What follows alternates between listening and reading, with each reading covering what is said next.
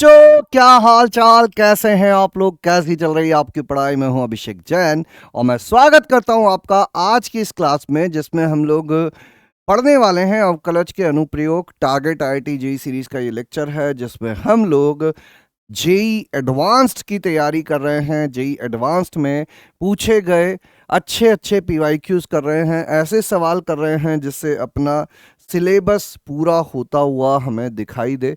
अवकलज के अनुप्रयोग आज हम लोग करने वाले हैं। पिछली क्लास में लास्ट में मैंने एक सवाल ओपन छोड़ा था, जिसमें लेफ्ट हैंड डेरिवेटिव निकालने को मैंने कहा था, और जो लेफ्ट हैंड डेरिवेटिव आएगा वो लेफ्ट हैंड डेरिवेटिव आएगा minus pi. Right hand derivative pi आ रहा था, इसीलिए यह x इज इक्वल टू 2 पर अवकलनीय नहीं माना जाएगा। जिन लोगों ने किया बहुत अच्छी बात है, जिन्होंने नहीं किया वो अब कर लेना। ठीक है, चलिए कहानी की शुरुआत करते हैं। सबसे पहला सवाल आप लोगों के सामने है। ठीक है, जैसा कि तुमने कहा था कि सर वो सफ़ेद पे अच्छे से नहीं दिख रहा है, तो इसको अब हम काले पर ही लेकर आ गए हैं। फटाफट से इस सवाल को पढ़ो और सॉल्व करने की कोशिश करो। फटाफट से इस सवाल को पढ़ो और सॉल्व करने की कोशिश करो।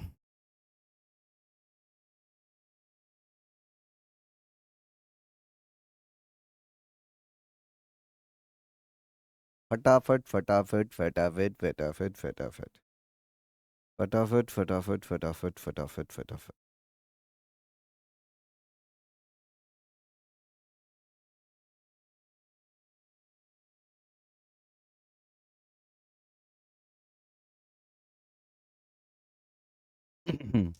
दो मिनट का समय लो और सवाल को हल करने की कोशिश करो।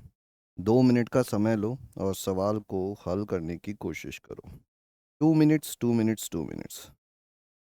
2 मिनट 2 मिनट 2 मिनट। फटाफट से हल करो, हल करो सभी लोग। अब मैं पॉज वॉज का नहीं, साथ ही में करेंगे हम लोग। करो, निपटाओ सवाल को।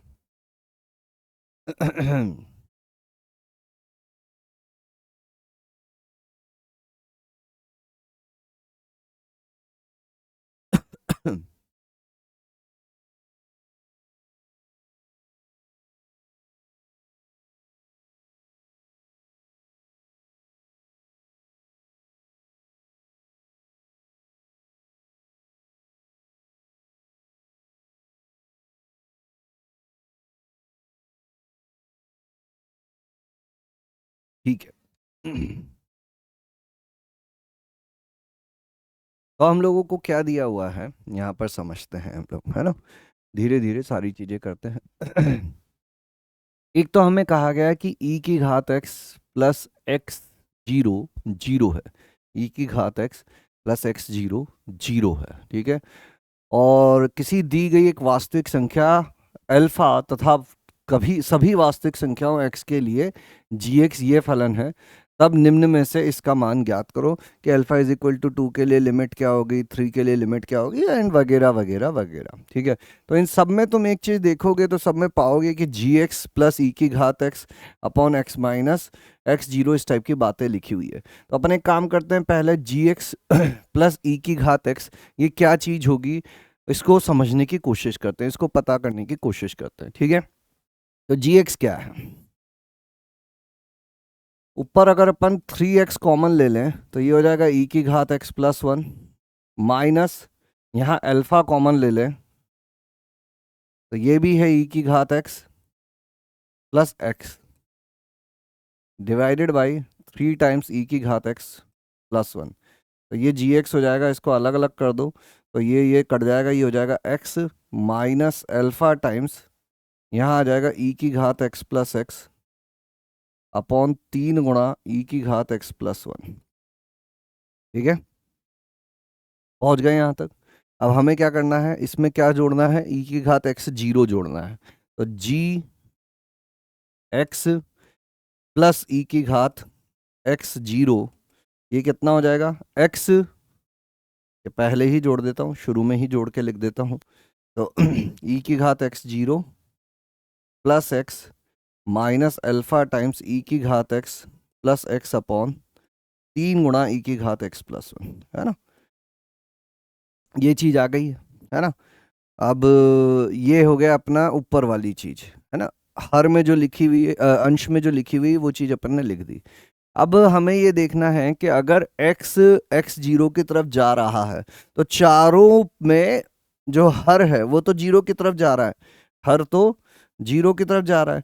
क्या अंश भी जीरो की तरफ जा रहा है क्या? क्या अंश भी जीरो की तरफ जा रहा है क्या? तो इसमें अगर मैं इस चीज में x की जगह x जीरो लिख दूं, x की जगह x जीरो लिख दूं, तो ये कितना हो जाएगा? e की घात x zero plus x zero minus, अच्छा नई जगह पे लिख लेते हैं, यहाँ पे जगह कम दिख रही है हम लोगों को, कंफ्यूजन हो जाएगा, कंफ्यूजन हो जाएगा। जी की घात जी एक्स प्लस ई की घात X zero is equal to E की घात X zero plus X minus alpha गुणा ई की घात X plus X upon E की घात एक्स प्लस एक्स अपॉन 3 गुणा ई की घात एक्स प्लस 1, है ना। अब x tending to x zero करोगे तो ये क्या हो जाएगा? g of x zero plus ई की घात x जीरो, ई की घात x zero plus x zero minus alpha time E की घात x zero plus x zero upon 3 बटा ई की घात x जीरो प्लस 1। आप ध्यान से देखना, हमें क्या दिया गया था? हमें दिया गया था कि ई की घात X zero plus x zero तो कितना है? शून्य है। तो ये चीज़ अगर यहाँ लिख दें तो ई की घात X zero plus x zero ये भी शून्य हो गया, माइनस अल्फा गुणा ऊपर वाला भी शून्य हो गया। तो ये कितना हो जाएगा? पूरा का पूरा शून्य हो जाएगा, पूरा का पूरा शून्य हो जाएगा। मतलब अंश जो है अपने, इनमें जो अंश है वो अंश भी जीरो की तरफ जा रहा है। तो अंश भी जीरो जा रहा है, हर भी जीरो जा रहा है, मतलब 0/0 फॉर्म हो गई, है ना। अब अपन को क्या चीज देखनी है? Limit extending to zero, extending to x zero, G of X plus ई की घात X zero upon X minus X zero, यही चीज देखनी है। ये देख लो। हमें पता चल गया अंश भी जीरो की तरफ जा रहा है, हर भी जीरो की तरफ जा रहा है। अब ऊपर भी जीरो नीचे भी जीरो, तो ये कौन सा फॉर्म बन गया? ये बन गया 0/0। और सॉरी, 0/0 में अपन क्या कर सकते हैं? एल हॉपिटल नियम लगा सकते हैं, एल हॉपिटल नियम लगा सकते हैं। तो ऊपर वाले का अवकलन कर दूंगा मैं, नीचे वाले का अवकलन कर दूंगा। तो ऊपर वाले का अवकलन करेंगे तो क्या मिलेगा? X tending to x zero, g dash x, ये तो x के सापेक्ष नियतांक है, नीचे वाले का अवकलन 1, ये x के सापेक्ष नियतांक है, और इसमें रख देंगे तो जो उत्तर आने वाला है वो आने वाला है g डैश एक्स जीरो। इस सीमा का मान आएगा g डैश एक्स जीरो। मतलब पहले जो अपना gx था उसको फिर से उठाकर लाते हैं। gx अपना आ गया था x माइनस अल्फा गुणा ई की घात x प्लस 1, इस अल्फा बटे 3 को बाहर ले लेता हूँ और ई की घात x प्लस x था। अब इसका एक बार अवकलन करो और फिर x की जगह x जीरो रख दो। इसका अवकलन करोगे तो क्या हो जाएगा? ये हो जाएगा 1 माइनस अल्फा बटे 3 ई की घात x प्लस 1 का होल स्क्वायर, ई की घात x प्लस 1 बाहर लिया, ई की घात x का ई की घात x प्लस 1 माइनस ई की घात x प्लस x, और ई की घात x का अवकलन ई की घात x प्लस 1 का अवकलन जीरो। और इसमें क्या रख देना है अपन को? x जीरो रख देना है, x जीरो रख देते हैं। तो x जीरो रख देंगे तो क्या बन जाएगा? g dash x zero is equal to 1 minus alpha by 3। उसका मॉड वोड भी है वो देखते रहेंगे अभी अपन। ये कितना हो जाएगा? e की घात x जीरो प्लस 1 का होल स्क्वायर माइनस ये हो जाएगा e की घात x zero plus x zero, e की घात x जीरो बटे में आ गया e की घात x जीरो प्लस 1 का होल स्क्वायर। तो ध्यान से देखोगे तो क्या हो जाएगा? ये चीज तो जीरो हो जाएगी, है ना, और ये इससे कट जाएगा, जो g डैश एक्स जीरो हो जाएगा 1 माइनस अल्फा बाई 3। और इस सीमा का मान कितना है? मापांक, मापांक मतलब मापांक ऑफ 1 माइनस अल्फा बाई 3। ये अपना उत्तर आने वाला है। अब अल्फा इज इक्वल टू 2 के लिए कितना होगा ये? अगर अल्फा इज इक्वल टू 2 रखोगे तो ये हो जाएगा 1 - 2/3, यानी कि उत्तर होगा 1/3। और अल्फा इज इक्वल टू 3 रखोगे तो ये हो जाएगा 1 - 3/3, यानी कि 0। तो अल्फा इज इक्वल टू 2 के लिए तो कुछ नहीं आएगा, 3 के लिए 0 आ जाएगा। C will be the correct answer. आया मजा? कर पाओगे ऐसे सवाल? कोई दिक्कत, कोई परेशानी नहीं होनी चाहिए। चलिए अगले सवाल पर चलते हैं। ये करो, मान लीजिए कि R सभी वास्तविक संख्याओं के समुच्चय को दर्शाता है। मान लीजिए फलन f रियल नंबर से रियल नंबर है और g रियल नंबर से 0 से 4 में है। fx ये है, gx ये है, द्वारा परिभाषित है। संयुक्त फलन को इसके द्वारा परिभाषित कीजिए जहां g इनवर्स फलन g का प्रतिलोम है, तब x इज इक्वल टू के अवकलज का मान है। इसके अवकलज का मान बताना है तुमको। करो। लो समय लो, 1 मिनट 2 मिनट का समय लो और करो सवाल को। 1 मिनट 2 मिनट का समय लो और करो सवाल को।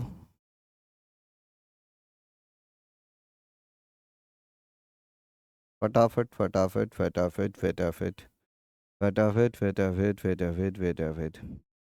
1 minute 1 minute 1 minute 1 minute 2 minute 1 minute.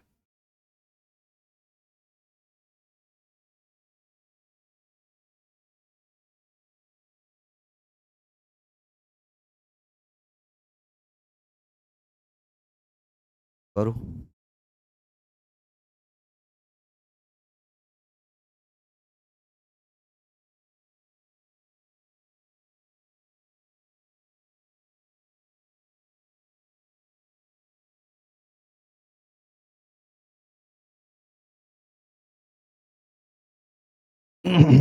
करें? करें शुरू। देखो समझते हैं अपन क्या क्या हम लोगों को यहाँ पे दिया हुआ था, है ना। तो f of g inverse x, इसका हमको अवकलन करना है। इस फलन का अवकलन करना है। इस फलन का अवकलन कैसे होगा? इस फलन का अवकलन होगा f डैश, पहले g इनवर्स x और फिर g इनवर्स x का अवकलन। यही काम होता है ना, पहले बाहर वाले का अवकलन फिर अंदर वाले का अवकलन। ठीक है, और ये मान कब बताना है अपन को? x इज इक्वल टू 2 पर। ये मान अपन को x इज इक्वल टू 2 पर बताना है। मतलब हमको बताना है f डैश g इनवर्स 2 कितना होगा, और फिर इसका जब अवकलन करेंगे तो मान लेते हैं इसका अवकलन करने के बाद जो चीज़ मिलती है उसको g इनवर्स ऑफ 2, इसका डैश बोल देता हूँ मैं ना, ये डैश g इनवर्स 2। ये थोड़ा कंफ्यूज मत होना, ये मान लेना कि पहले अपन को अवकलन करना है और फिर उसका डैश निकालना है। d/dx of g inverse x at x is equal to 2। ठीक है, ये बात पता करनी है। यहाँ तो मैं डायरेक्ट रख दे रहा हूँ, है ना। अब दो टुकड़े हैं इस सवाल के। ये पहला तो चेन रूल से समझ में आ गया होगा, पहले बाहर वाले का अवकलन किया, अंदर वाला ऐसा, फिर अंदर वाले का अवकलन किया, फिर 2 रख दिया, तो इसका मान पता करना है और इसका मान पता करना है। अब आगे बढ़ाते हैं। एफ डैश जी इनवर्स 2, एफ डैश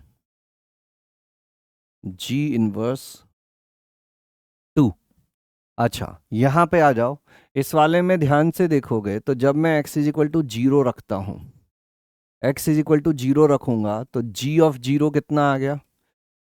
4/1 प्लस ई की घात -0, यानी 4/1 प्लस 1 यानी कि 2।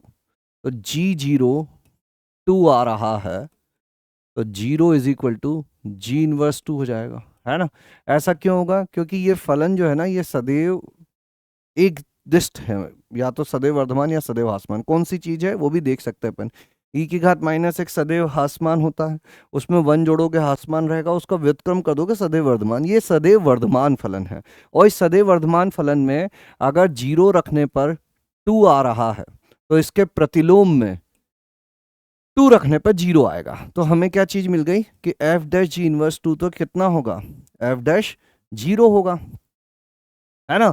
एफ डैश 0 क्या होगा? तो एफ डैश एक्स पता कर लेते हैं। एफ डैश एक्स कितना है? 1/x² प्लस 2x प्लस 4, और ये आ जाएगा 2x प्लस 2। तो जीरो रख दो इसमें, ऊपर जीरो रखोगे 2 हो जाएगा, नीचे जीरो रखोगे 0 0 4, यानी कि 1/2 हो गया। यानी कि इस पहले टुकड़े का आंसर तो आ गया 1/2। अब इसको समझते हैं कि जी इनवर्स वाला जो फलन है इसका अवकलन करो और फिर उसमें 2 रख दो, तो जी इनवर्स वाला फलन निकाल सकते हैं क्या?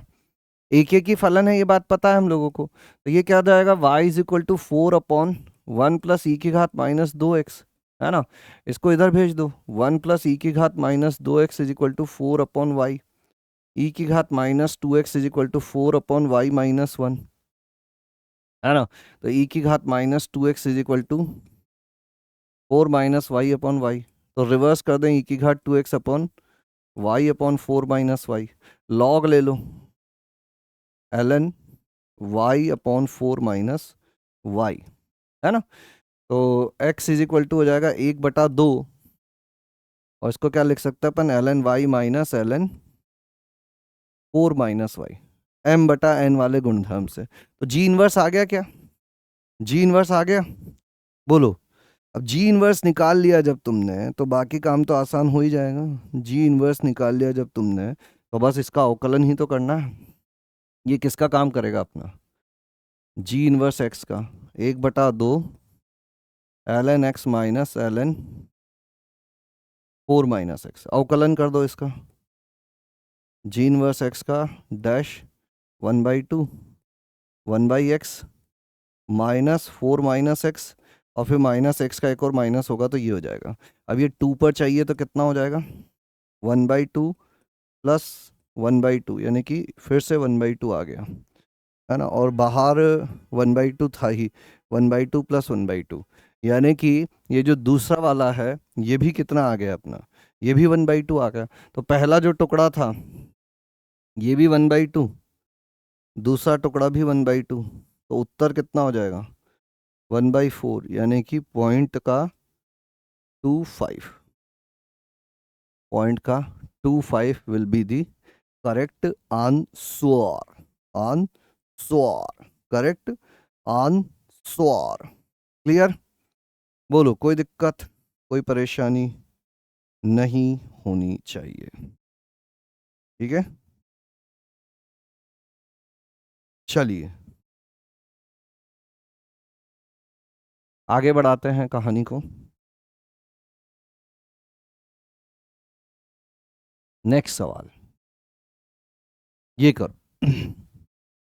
अच्छा सवाल है ये भी, थोड़ी सी इज्जत देनी पड़ेगी इस सवाल को, थोड़ी सी इज्जत देनी पड़ेगी इस सवाल को। ध्यान से करो, आराम से सोच के समझ के शांति से तसल्ली से इस सवाल को करो, ठीक है।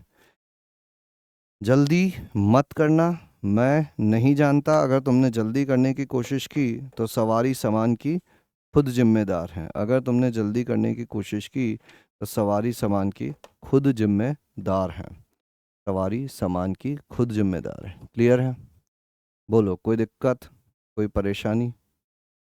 हाँ, कोई दिक्कत, कोई परेशानी, बोलो,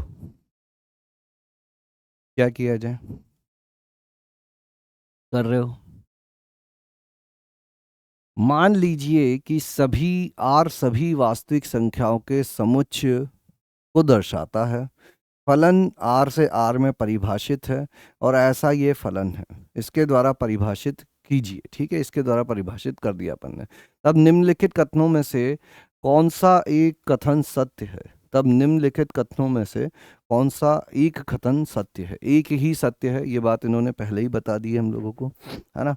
अवकलनीय है या नहीं है, धनात्मक वास्तविक संख्या इस प्रकार है कि 0 से डेल्टा में हासमान फलन है, धनात्मक वास्तविक संख्या इस प्रकार है कि माइनस डेल्टा से 0 में वर्धमान नहीं है, ठीक है, और 0 पर स्थानीय निम्नलिखित का बिंदु है। बड़ा अच्छा सवाल था ना, थोड़ी सी इसके लिए धैर्य रख के आगे बढ़ना जरूरी होता है।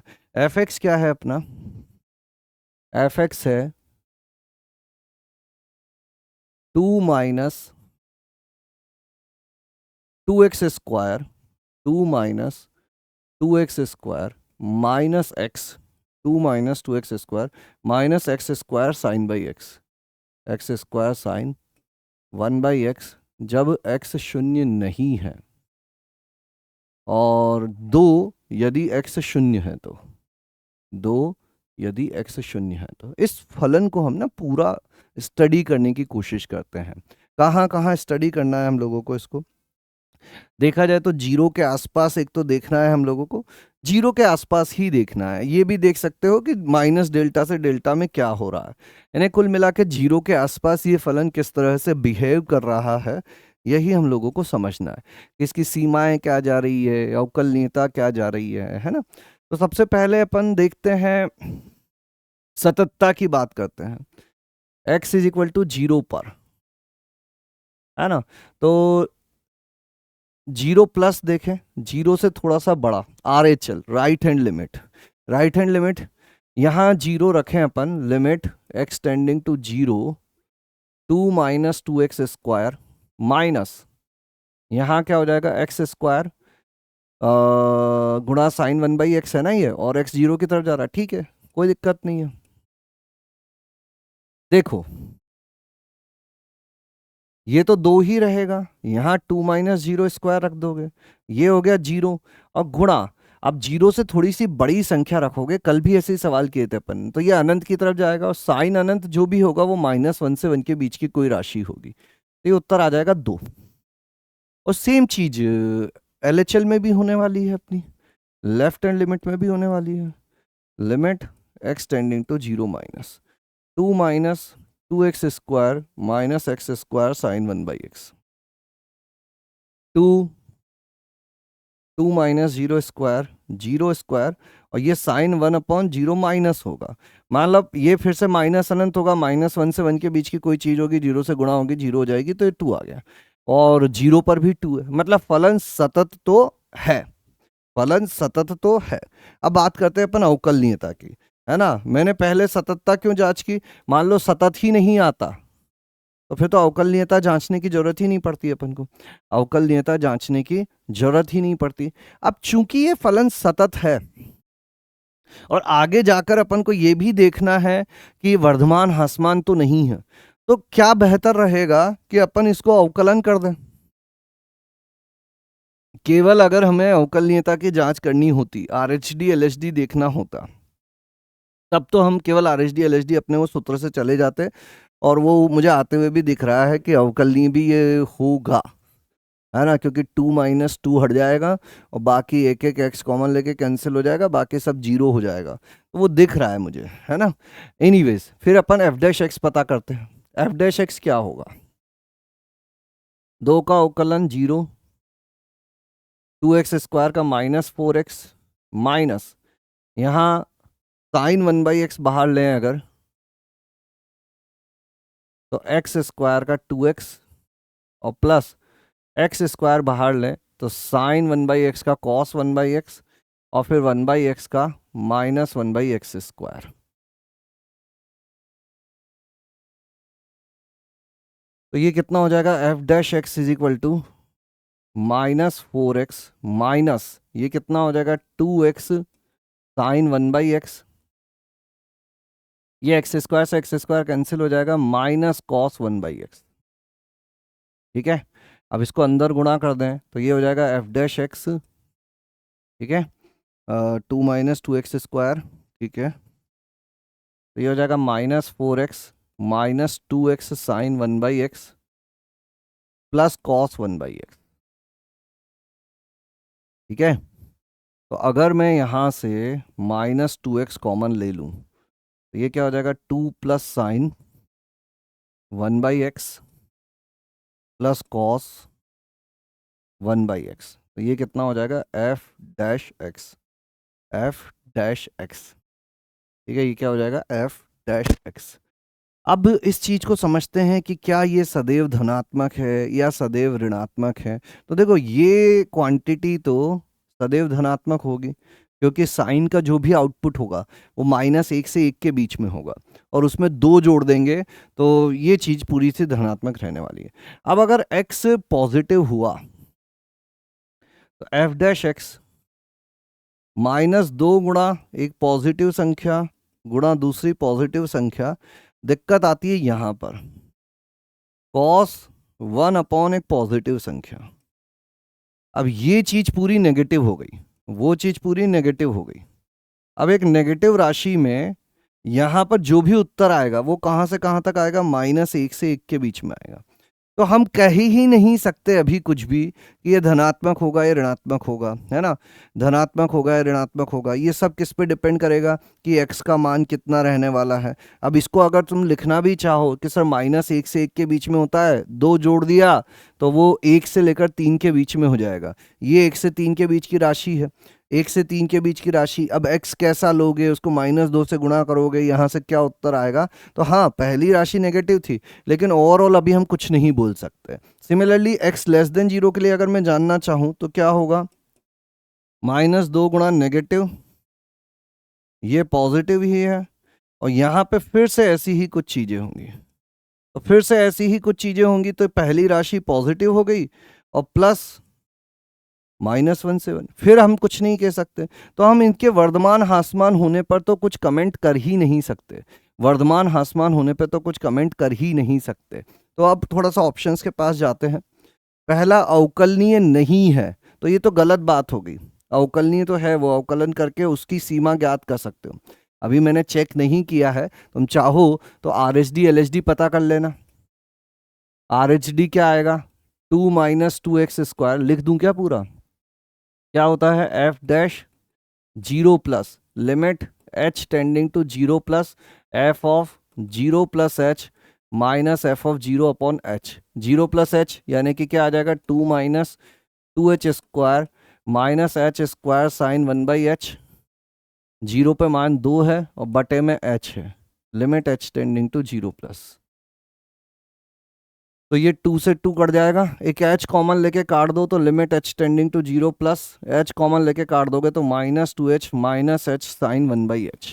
ठीक है, अब क्या करें अपन, ये चीज़ तो 0 हो ही जाएगी, और ये फिर से -1 से 1 के बीच में कुछ होगा और 0 से गुणा करोगे तो ये 0 आ जाएगा। ऐसे ही RHD की जगह LHD भी पता करोगे तो वो भी 0 आ जाएगा, वो तुम करते रहना, है ना। तो ये डिफरेंशिएबल नहीं है, ये बात गलत हो गई, क्योंकि ये तो डिफरेंशिएबल है। डिफरेंशिएबल नहीं है ये बात गलत हो गई, क्योंकि ये डिफरेंशिएबल है। RHD LHD दोनों जो हैं वो शून्य आ जाएंगे, RHD LHD दोनों जो हैं वो शून्य आ जाएंगे, तो ये डिफरेंशिएबल है। अब अपन आ जाते हैं कि एक धनात्मक वास्तविक संख्या डेल्टा इस प्रकार है कि अंतराल 0 से डेल्टा में, मतलब धनात्मक दिशा में, डेल्टा मान लो कुछ भी हो सकता है, 0 से लेके 2 हो सकता है मान लो, या 0 से लेके 5 हो सकता है, या 0 से लेके 1 हो सकता है, डेल्टा कुछ भी हो सकता है, डेल्टा धनात्मक है। तो 0 से 1 में ये एक ह्रासमान फलन है। ह्रासमान फलन पर अभी हम लोग कुछ कमेंट नहीं कर सकते, क्योंकि ये अगर ग्रेटर देन 0 की बात करूं, मैं 0 से 1 में बात करूं, तो हम कुछ नहीं कह सकते।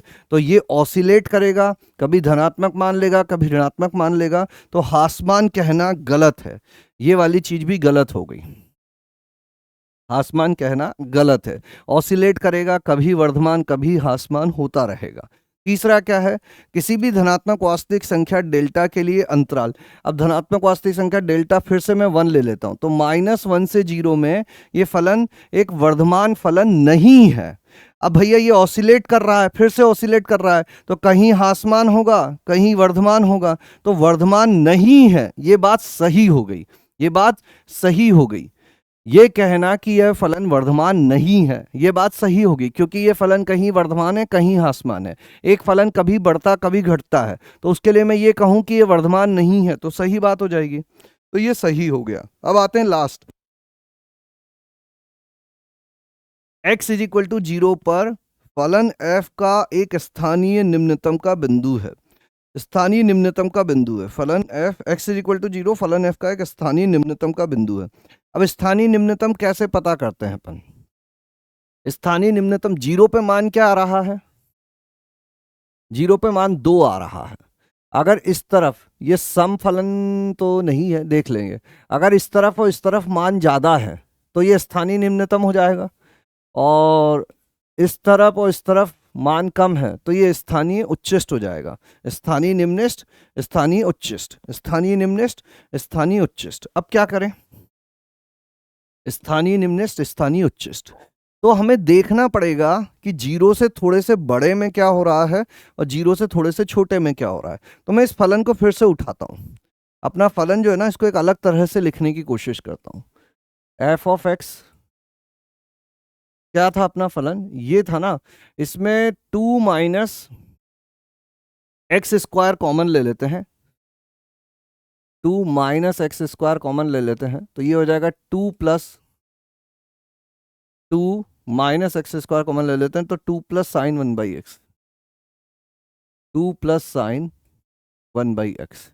अब देखो x अगर जीरो से थोड़ा सा बड़ा रखूं, मैं जीरो से थोड़ा सा बड़ा रखूं तो ये मान धनात्मक आएगा या ऋणात्मक आएगा, ये हल्का सा मैं आइडिया लगाना चाह रहा हूं, हल्का सा आइडिया लगाना चाह रहा हूं, है ना।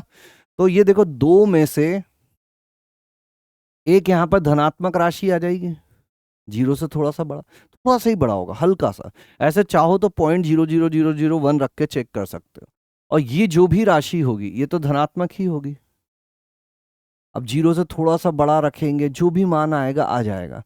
कुल मिला के दो में से, अच्छा जो भी मान आएगा वो कितना आ सकता है, ये जीरो से थोड़ा सा बड़ा रख रहे हैं अपन, जीरो से थोड़ा सा बड़ा रख रहे हैं, तो अंदर यहाँ प्लस अनंत आएगा। प्लस अनंत कहाँ से कहाँ तक फ्लक्चुएट करेगा, साइन का मान -1 से 1 तक, दो में से -1 से 1 तक की चीजें। चलो एक बार और लिख देता हूँ, है ना, ताकि तुम्हें समझ में आए। यहां पर मैंने लिख दिया 0.00000000001, बहुत छोटी राशि, है ना। और इसके साथ दो, और ये जो राशि होगी ये -1 से 1 में फ्लक्चुएट करेगी, तो ये कितना हो जाएगा, दो माइनस, ये बहुत छोटी संख्या हो जाएगी, बहुत छोटी संख्या। कितनी छोटी संख्या हो जाएगी, बहुत छोटी संख्या। और इसमें एक से लेकर 3 के बीच की कोई संख्या गुणा की जा रही है, तो ये टोटल मिला के क्या होगी, बहुत छोटी संख्या में 1 से 3 गुणा करोगे तो भी बहुत छोटी संख्या ही मिलेगी। तो ये 2 माइनस 0.0000000 कुछ ना कुछ घटेगा, तो ये कितना होगा, 1.99999999 ऐसे चलता रहेगा। मतलब कुल मिला के जब x जीरो से थोड़ा सा बड़ा है तो फलन का मान 2 से कम है। इसी तरह से अगर x जीरो से छोटा भी हुआ तो भी सेम चीज होगी। क्यों, क्योंकि यहां पर क्या हो रहा है, वर्ग हो रहा है। बहुत छोटी संख्या ले लो, जीरो से बहुत छोटी संख्या ले लिया आपने, उसका वर्ग किया तो फिर से धनात्मक ही हो जाएगा। यहां पर तो जो भी राशि मिलेगी वो -1 से 1 के बीच में ही मिलेगी, तो ये राशि भी क्या होगी, दो माइनस एक बहुत छोटी संख्या को घटाया जा रहा होगा, तो ये कितना हो जाएगा, 1.999999, ये आ जाएगा। दोनों तरफ से मान कम है, दोनों तरफ से मान कम है, मतलब क्या हुआ, ये इस पे मान 2 था, इधर भी मान कम है, इधर भी मान कम है, तो ये कैसा बिंदु हो जाएगा, ये उच्चिष्ट हो जाएगा, ये उच्चिष्ट हो जाएगा। तो अपन क्या कह देंगे, निम्नतम का बिंदु है, ये बात गलत हो जाएगी। तो आंसर जो है वो क्या हो जाएगा, सी हो जाएगा। आंसर क्या हो जाएगा, सी हो जाएगा। क्लियर है ये बात, समझ में आ गई, कोई दिक्कत कोई परेशानी नहीं होनी चाहिए। चलिए कहानी को आगे बढ़ाते हैं। अगला सवाल, मान लीजिए, मान लीजिए कि R सभी वास्तविक संख्याओं के समुच्चय को दर्शाता है। मान लीजिए कि R सभी वास्तविक संख्याओं के समुच्चय को दर्शाता है। किसी भी वास्तविक संख्या x के लिए मान लीजिए x से छोटा या उसके बराबर महत्तम पूर्णांक को ग्रेटेस्ट इंटीजर x द्वारा प्रदर्शित किया जाता है। मान लीजिए n एक प्राकृतिक संख्या है। ये तो सब मानने की बातें हो गई। तो सूची 1 की प्रत्येक प्रविष्टि को सूची 2 की सही प्रविष्टि से मिलान कीजिए और सही विकल्प का चयन कीजिए। ये रही आपकी प्रविष्टियां, है ना, ये A P Q R S इधर है, PQRS, ये P, ये Q, ये R, ये S, और इधर ये 6 है 4 नंबर पर, ये 10 है। करो अब, बड़ा अच्छा सवाल है, 6 और 10, बहुत सुंदर। करो,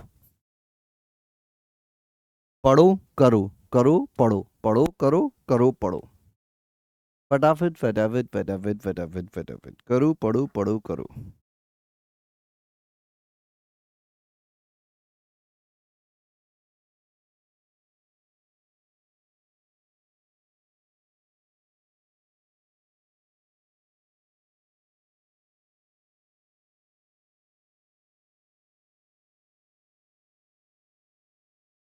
क्या दिया हुआ है हम लोगों को, देखो क्या दिया हुआ है। 4 सवाल हैं, पहले सवाल से शुरू करो, पहले सवाल से शुरू करो।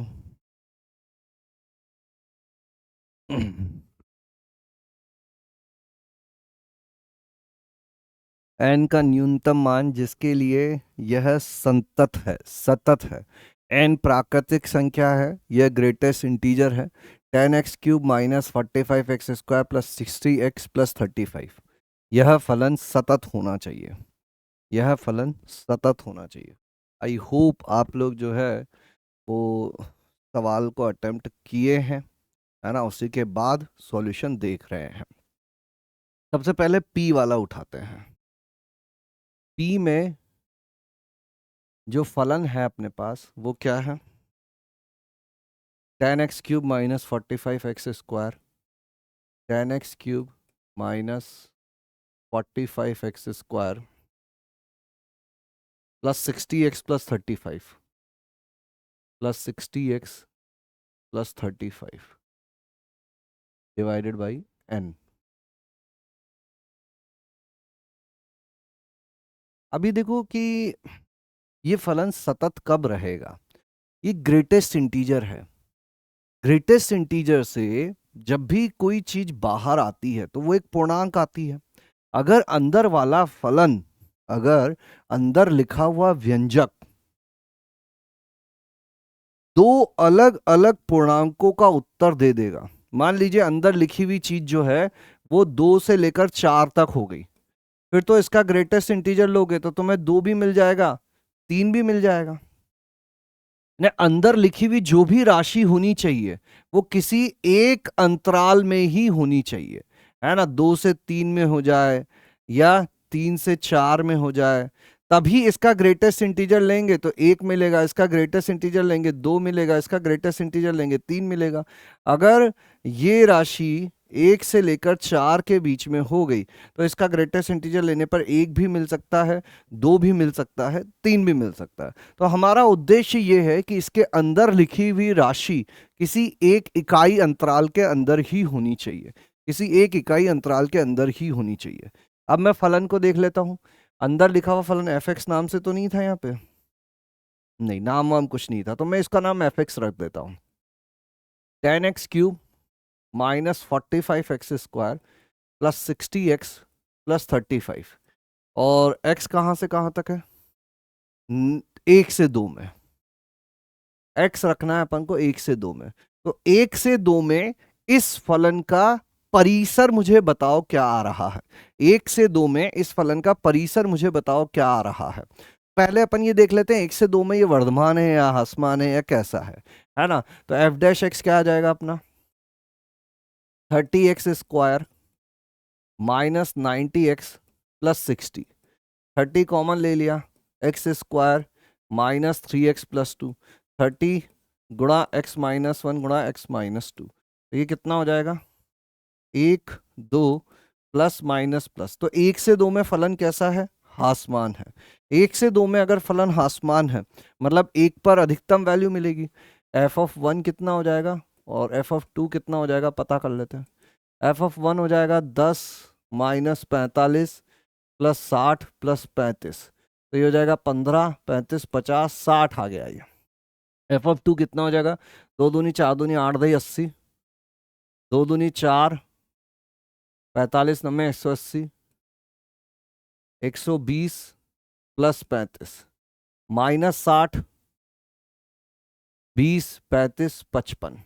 यानी जब x 1 से 2 के बीच में जाता है तो फलन अपना 55 से 60 के बीच में रहता है ना।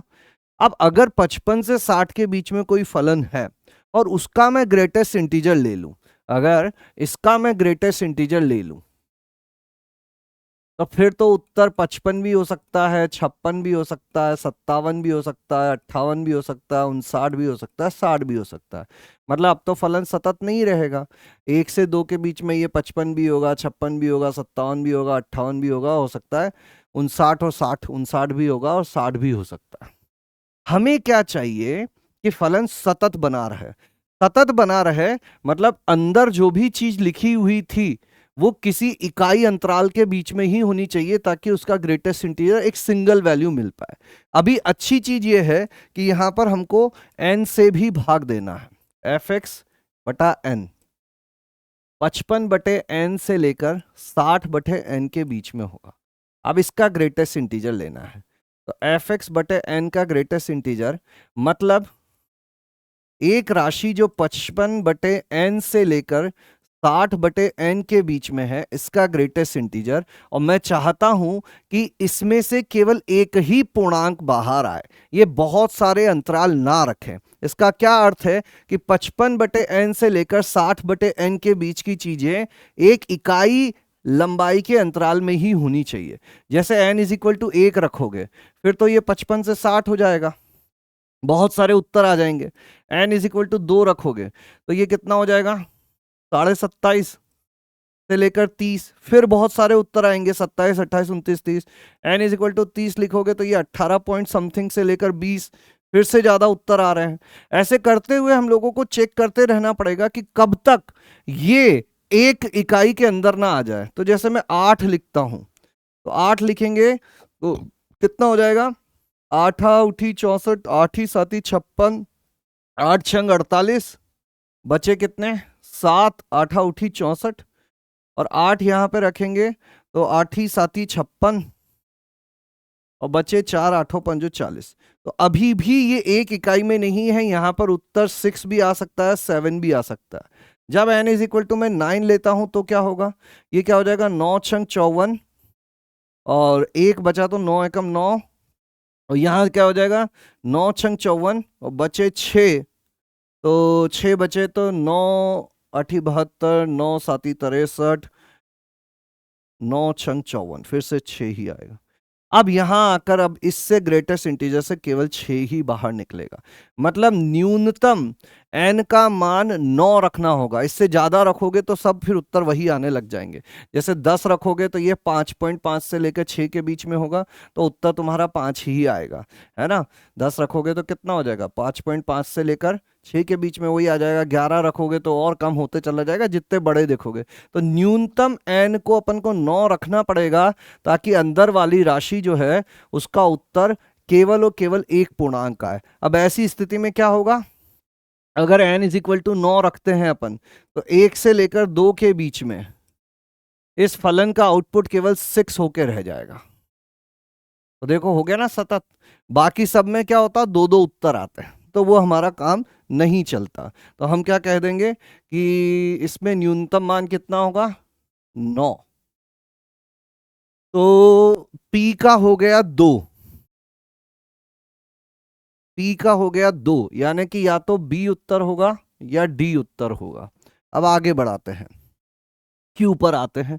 QRS जरूरी नहीं क्रम से जाओ, तुम किसी भी क्रम में जा सकते हो। इसका न्यूनतम मान जिसके लिए यह फलन एक वर्धमान फलन है, ठीक है, इसको उठाते हैं। Q में क्या लिखा हुआ है gx इज इक्वल टू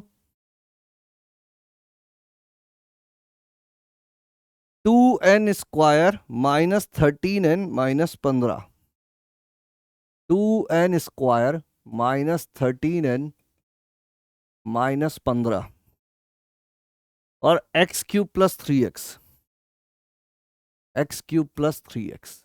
ये एक वर्धमान फलन है। इसको कैसा फलन बनाना है हम लोगों को, वर्धमान फलन यानी कि बढ़ता हुआ फलन बनाना है। अब वर्धमान फलन बनाना है, इसको उठा के देखोगे तो ये क्या है, इसको थोड़ी देर के लिए अलग से मैं समझूं। ये तो नियतांक है, ये क्या है नियतांक है।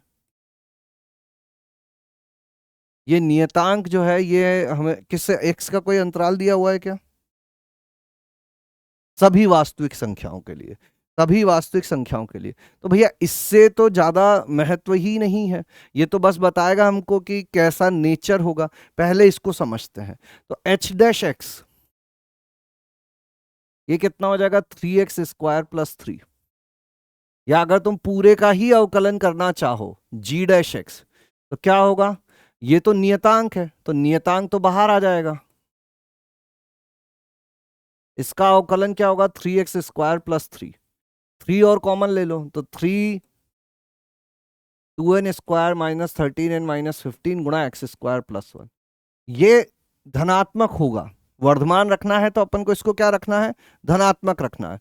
वर्धमान रखना है तो इसको क्या रखना है, धनात्मक रखना है। अब इसको अगर धनात्मक रखना चाहते हो, ये तो ऑलवेज धनात्मक है ही, इस चीज को देख लो 13n माइनस 15 इधर ग्रेटर देन और इक्वल टू 0 कर देते। इवन जीरो भी जीरो हो गया अगर ये, तो फिर फलन स्ट्रेट हो जाएगा, तो अपन 0 नहीं रखते हैं, ठीक है। अब इसके गुणनखंड क्या हो रहे हैं, 2n square minus 2n plus नहीं प्लस 2n हो जाएंगे क्या, हाँ 15 दूनी 30, 10 तिया 30, नहीं इससे भी नहीं होगा। 15 दूनी 30, 15 दूनी 30, 15n प्लस 2n माइनस 15, तो n कॉमन ले लो, 2n minus 15, n minus n, ये तो डायरेक्ट ही 2n माइनस 15, तो n प्लस 1 गुणा 2n minus 15 should be greater than 0, है ना। तो एक हो गया -1, एक हो गया 15/2, प्लस माइनस प्लस। अब n ऋणात्मक तो हो नहीं सकता, तो n का मान आएगा अपना 15/2 से ज़्यादा, 15/2 से ज़्यादा, यानी कि अब क्या चाहिए हम लोगों को, न्यूनतम मान। तो 15/2 होता है 7.5, 7.5 से जस्ट बड़ा हो जाएगा अपना 8, तो दूसरे का उत्तर हो जाएगा 8। बोलो क्लियर है, कोई दिक्कत, कोई परेशानी नहीं होनी चाहिए, ठीक है। तो P का था 9, Q क्या हो गया 8, यानी कि 1 2 1 2 1, तो 2 1 यहीं पे उत्तर तो आ ही चुका है अपना, उत्तर तो आ ही चुका है। बस इतने से अपना काम हो जाता है, चारों हल नहीं हुए। ये बहुत बढ़िया सवाल होते हैं, इसमें क्या होता है कि चारों नहीं भी आते हों तो भी अपना काम हो जाता है, 4 पार्ट में से कुछ नहीं भी आता हो तो भी अपना काम हो जाता है, ठीक है। अब आ जाते हैं अपन तीसरे पर, आर पर। अपन को तो चारों ही हल करने हैं, अभी तो अपन प्रैक्टिस कर रहे हैं, तो सारी चीजें सीखनी पड़ेंगी, है ना। सबसे छोटी प्राकृत संख्या जिसके लिए x इज इक्वल टू 3 पर इस फलन का स्थानीय निम्निष्ठ है ना। H x is equal to क्या है, एक्स स्क्वायर माइनस 9 की घात n। इसको मैं इधर कर देता हूँ साफ थोड़ा सा,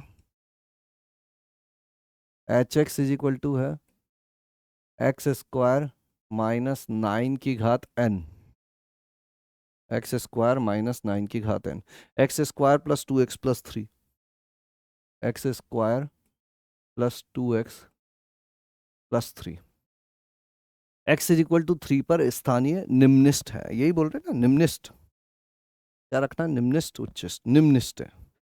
तो निम्निष्ठ पता करने के लिए अपन एफ डैश एक्स पता करते हैं। पहले एक्स स्क्वायर माइनस 9 की घात n को बाहर लिया, ये हो जाएगा 2x plus 2, plus x square plus 2x plus 3 को बाहर लिया, ये हो जाएगा n गुणा एक्स स्क्वायर माइनस 9 की घात n minus 1, x square minus 9 का अवकलन हो जाएगा 2x, क्या कॉमन आ जाएगा, ये n है आगे, है ना। एक्स स्क्वायर माइनस 9 की घात n माइनस 1 उभयनिष्ठ आ जाएगा, ये हो जाएगा एक्स स्क्वायर माइनस 9 गुणा 2x प्लस 2, यानी 2 गुणा x प्लस 1, और यहाँ कितना हो जाएगा, x square plus 2x plus 3, और ये गुणा में आ जाएगा 2xn, और कुछ कॉमन आएगा 2xn। फिलहाल इसको मैं क्या लिख लेता हूँ, x माइनस 3 की घात n माइनस 1 गुणा x प्लस 3 की घात n माइनस 1। अब यहाँ से बस मुझे इतना देखना है कि इसका गुणनखंड कहीं 3 तो नहीं है, क्योंकि अपन को बात किस पे करनी है, बात करनी है अपन को x इज इक्वल टू 3 पर। तो 3 पर क्या हो रहा है ये देखना है, बाकी और कुछ भी हो रहा हो, है ना। तो x माइनस 3 की घात n माइनस 1 है, मुझे ये देखना है कि कहीं ये वाले से भी x is equal to 3 common तो नहीं आ जाएगा ना। x इज इक्वल टू 3 रखने पे ये 0 हो जाएगा, लेकिन x इज इक्वल टू 3 रखने पे 3 तिया 9, 6 15 और 3 18, ये 0 नहीं होगा। 3 रखने पे ये 0 हो रहा है, लेकिन ये 0 नहीं हो रहा है। कुल मिला के ये जो भी व्यंजक होगा इससे अपना गुणनखंड 3 तो नहीं आने वाला, इसका हल x इज इक्वल टू 3 तो नहीं आने वाला। मतलब एक बार और x-3 बाहर नहीं आएगा, x-3 एक और बार बाहर नहीं आएगा, मतलब x-3 इतना ही रहेगा, x-3 की घात n-1, x+3 की घात n-1, और यहां से जो भी गुणनखंड आएंगे वो आते रहेंगे, है ना। ये एक द्विघात, ये त्रिघात बन जाएगी, तो 3 आ सकते हैं, 2 आ सकते हैं, 1 आ सकता है, जो भी आ सकता है, लेकिन x इक्वल टू 3 तो पक्का इसमें से नहीं आएगा। अब नहीं आएगा तो बची ये बात। अब निम्निष्ट के लिए क्या होना चाहिए? निम्निष्ट के लिए सबसे जरूरी चीज क्या है? चिन्ह बदलना चाहिए। 3 से छोटे और 3 से बड़े पर क्या होना चाहिए? निम्निष्ट रखना है आपको। तो निम्निष्ट कैसा होता है? मतलब इससे पहले फलन घट रहा हो और इसके बाद फलन बढ़ रहा हो, इस पर चिन्ह बदलना चाहिए। अब इस पे चिन्ह कब बदलेगा? जब 3 की जो घात है वो कैसी हो? विषम हो। यानी n-1 जो है वो कैसा होना चाहिए? विषम होना चाहिए। अब n-1 विषम होना चाहिए, तो 5 से बड़ी सबसे छोटी प्राकृतिक संख्या जो कि 5 से बड़ी है और विषम है, वो क्या हो जाएगी? n इज इक्वल टू 7 हो जाएगी। n-1 ये घात एक विषम होनी चाहिए, ये घात एक विषम संख्या होनी चाहिए। तो ये घात विषम संख्या होनी चाहिए, यानी कि n का मान जो है वो क्या होना चाहिए? विषम प्लस 1, यानी n जो है वो सम होना चाहिए। तो 5 से बड़ा सबसे छोटा प्राकृत संख्या क्या होगा जो कि सम है? तो n इज इक्वल टू 6। जैसे n इज इक्वल टू 6 रखोगे, घात 5 हो जाएगा, 5 हो जाएगा तो चिन्ह बदल जाएगा, और चिन्ह बदल जाएगा तो अपना काम हो जाएगा, चिन्ह बदल जाएगा तो अपना काम हो जाएगा, है ना। अब चाहो तो इसके गुणनखंड वगैरह करके ये चेक कर लेना कि ये निम्नतम आ रहा है कि नहीं आ रहा है, उच्चतम आ रहा है कि नहीं आ रहा है ना, वो तुम्हारे लिए मैं छोड़ दे रहा हूँ, है ना। वैसे तो अपने आंसर आ ही चुके थे। n is equal to 6, n is equal to 6 किस पे लिखा हुआ है? अपना 4 पर। तो इसका उत्तर क्या हो जाएगा? 4, 6, 4, 4। तो ये 4 आ रहा है, देखो, है ना। R का 4, Q का 1, P का 2। अब एक लास्ट वाला बचता है S, जिसका उत्तर इन्होंने दिया हुआ है 3। लास्ट वाला बचता है S, तो उसको भी देख लेते हैं। ये अब ये थोड़ा बड़ा सा सवाल है। x is equal to 0, x0 belonging to r की संख्या कि इस पर यह फलन अवकलनीय नहीं है, यह फलन अवकलनीय नहीं है। करो अब इस सवाल को, करो इस सवाल को।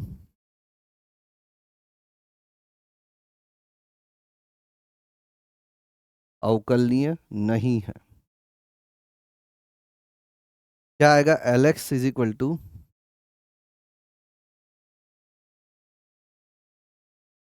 Summation k is equal to 0 से 4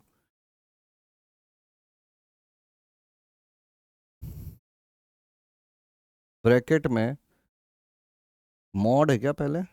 mod of sine mod of k minus x, mod of sine mod of k minus x है या x माइनस के है? x minus k, mod of sine plus mod of cos, mod of cos x minus k plus 1/2। ये हमको एक फलन दिया हुआ है, इतना बड़ा सा फलन हम लोगों को दे दिया गया है, ठीक है। अब बताना क्या है हम लोगों को कि ऐसे कितने बिंदु हैं जहां पर यह अवकलनीय नहीं है, ऐसे कितने बिंदु हैं जहां पर यह अवकलनीय नहीं है। तो करो थोड़ा सा ट्राई।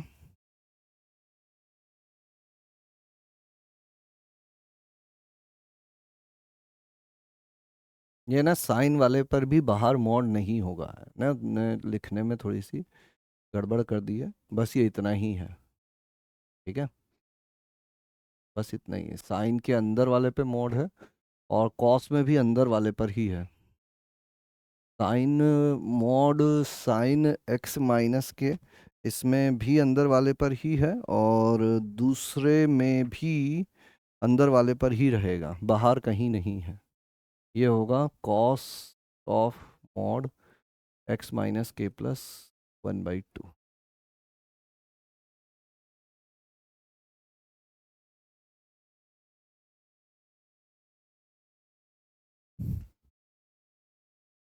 ठीक है, अब k इज इक्वल टू 0 रखें तो ये क्या बनेगा, sine mod x plus cos mod x plus 1/2। फिर प्लस 1 रखोगे तो sine mod of x minus 1। यहाँ k 1 रखोगे तो ये हो जाएगा x माइनस 1/2। 2 रखोगे तो ये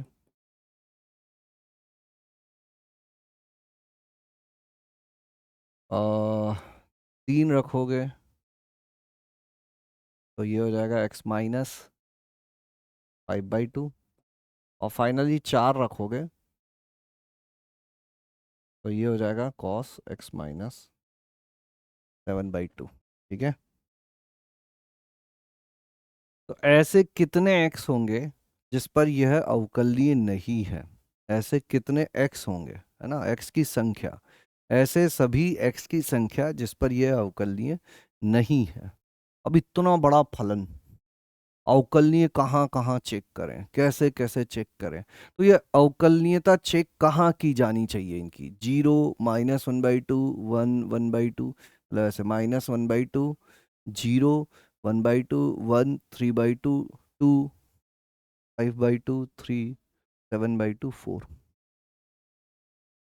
इनका ग्राफ थोड़ा सा मैं समझाता हूँ तुमको, दिखता कैसा है ना। इतना सारा काम हम नहीं करेंगे, बस ग्राफ देखो कि इसका दिखता कैसा है। साइन मॉड एक्स का ग्राफ कैसा दिखेगा, और कोई एक कॉस वाला ग्राफ देख लेते हैं जिससे अपनी सारी समस्याएं दूर हो जाएंगी। ये सारा एक के बारे में पता करोगे, आगे अपने आप पता चल जाएंगी चीजें, है ना, क्योंकि ये क्या है, बस वैल्यू ही तो चेंज हो रही है ना। अगर एक पे नहीं है तो बाकी पे भी नहीं है, और एक पर है तो बाकी पर भी है। साइन मॉड एक्स कैसा दिखेगा? तो साइन मॉड एक्स ऐसा दिखेगा, ये अपना साइन जैसे धनात्मक के लिए होता है, ऐसा का ऐसा ऋणात्मक के लिए। ये होता है साइन मॉड एक्स, जैसा धनात्मक में था x ग्रेटर देन 0 के लिए। ऐसे लिख के बताता हूं तुमको, साइन मॉड x, जब x धनात्मक है तब तो धनात्मक से खुलेगा, साइन एक्स ही हो जाएगा। जब x ऋणात्मक है तो ये माइनस एक्स होगा, तो माइनस साइन एक्स। तो x धनात्मक के लिए तो जैसा ग्राफ होता था वैसा का वैसा, x ऋणात्मक के लिए इसको स्विच कर देंगे तो ऐसा कुछ बन जाएगा। ठीक है, अब ये तो दिक्कत हो गई, ये तो 0 पर अवकलनीय नहीं है, तो ये 0 पर अवकलनीय नहीं है, तो पहला वाला x इज इक्वल टू 0 पर अवकलनीय नहीं है, मतलब पूरा फलन 0 पर अवकलनीय नहीं है।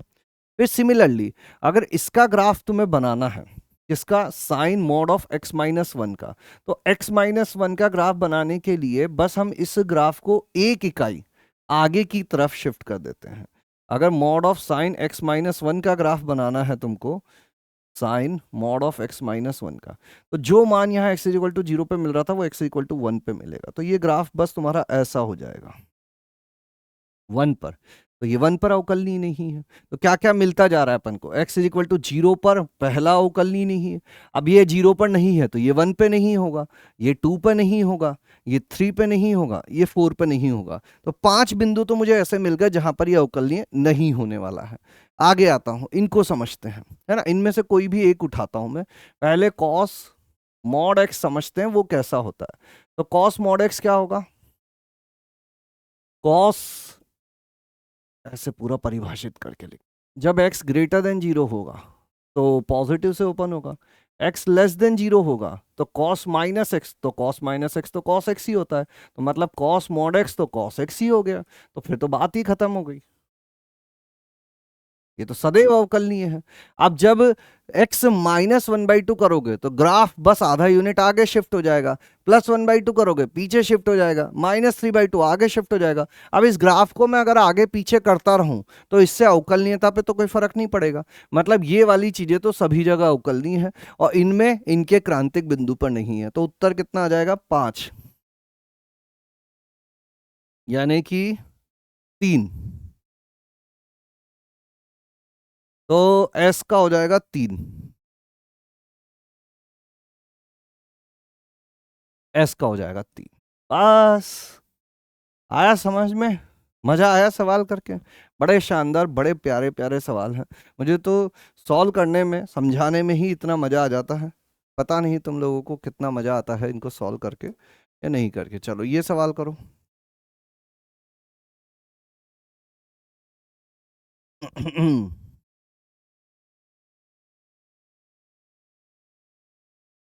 माना कि फलन ऐसा ऐसा है, हलों की संख्या है। बड़ा आसान सा सवाल है, जितना बड़ा ये दिख रहा है उतना ही छोटा ये सवाल है।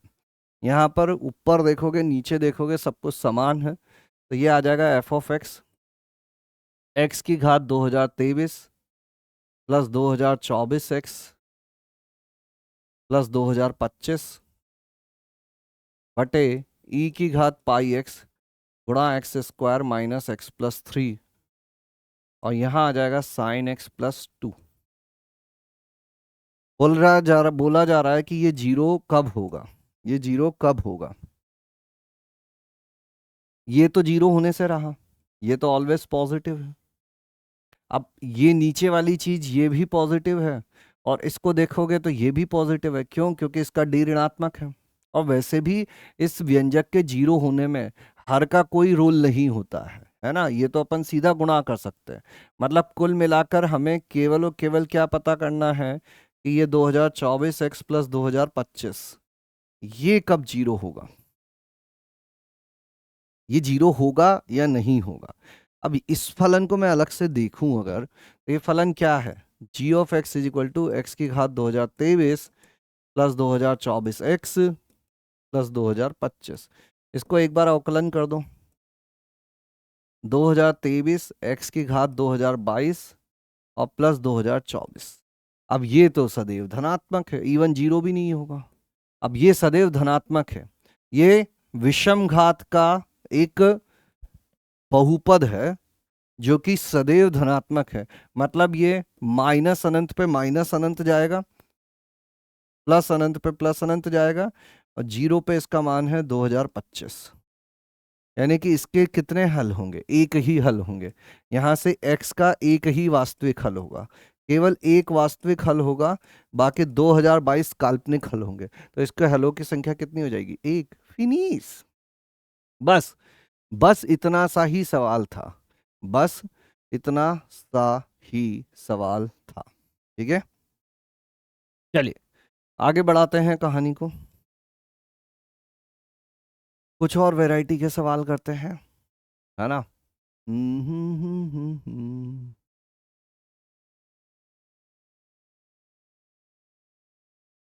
ये वाला करो, यही एडवांस 2021।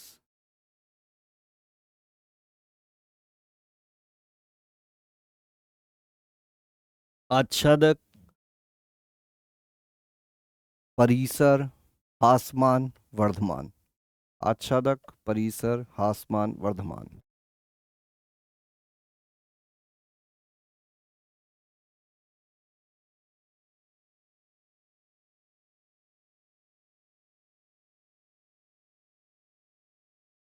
बड़ा आसान सवाल है ये भी, ये भी बड़ा आसान सवाल है। अगर करना चाहो तो इस सवाल को भी तुम बहुत जल्दी निपटा सकते हो।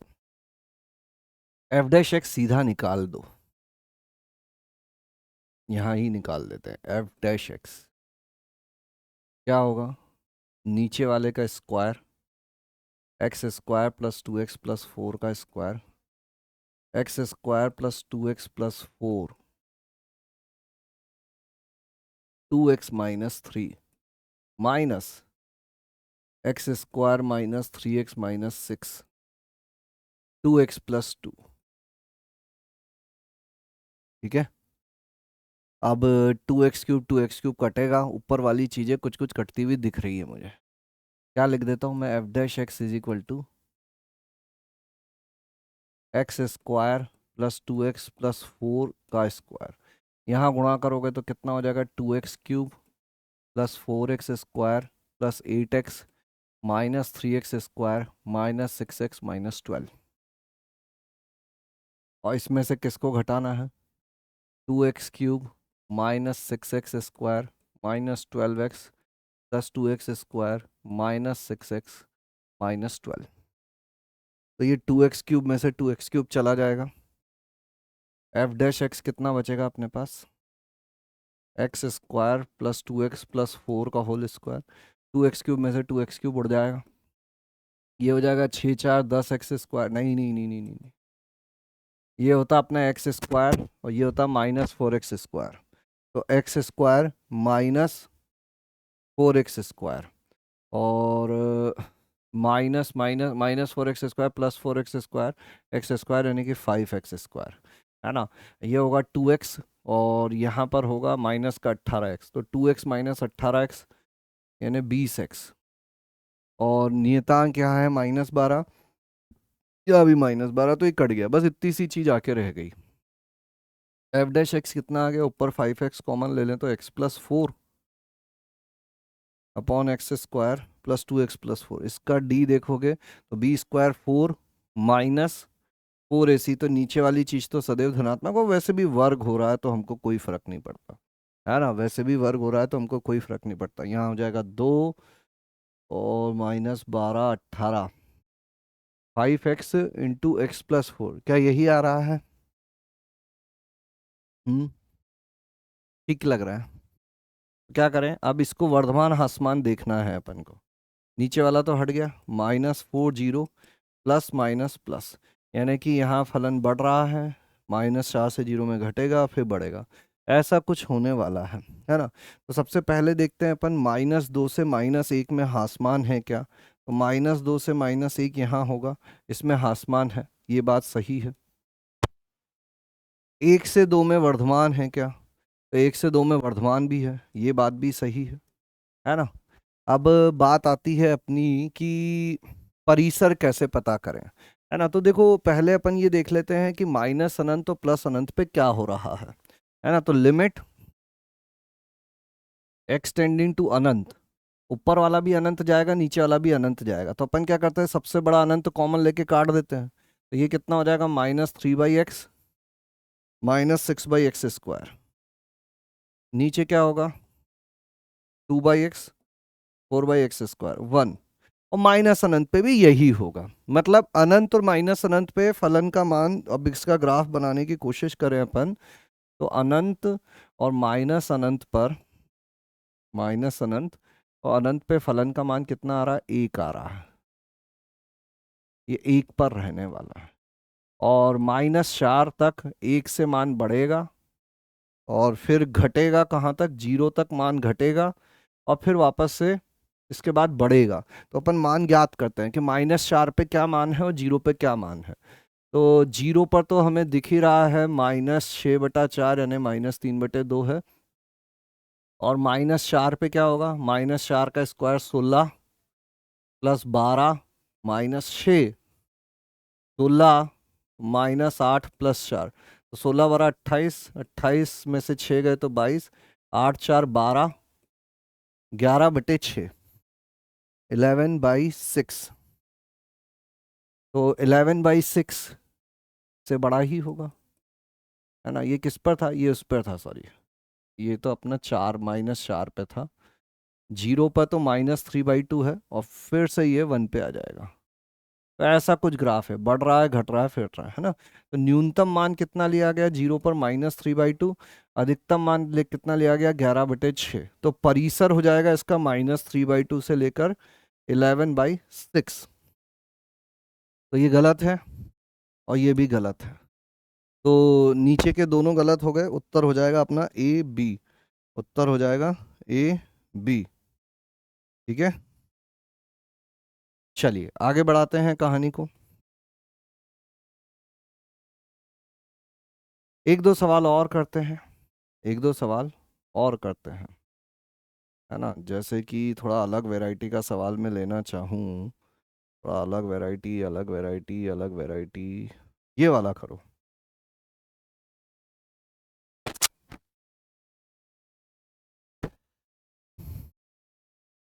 क्या मिल रहा है यहाँ पर हमको? अल्फा दिया हुआ है ये चीज, k इज इक्वल टू एक से लेकर अनंत, साइन स्क्वायर मतलब साइन की घात 2k, साइन पाई बाई 6 की घात 2k, ठीक है, ये हमको दिया हुआ है। और g जो है वो 0 से 1 से लेकर r तक है, और g इस तरह से परिभाषित किया गया है, 2 की घात अल्फा x प्लस 2 की घात अल्फा गुणा 1 माइनस एक्स। जिनको ऐसे नहीं दिख रहा है उनको पढ़ के भी सुना दे रहा हूँ मैं, ये क्या क्या चीज़ें यहाँ पर हैं, ठीक है। अब करने की कोशिश करो, आगे जो जो बातें लिखी हुई है उनको हल करो और आंसर तक पहुँचो। आगे जो जो बातें लिखी हुई है उनको हल करो और आंसर तक पहुँचो।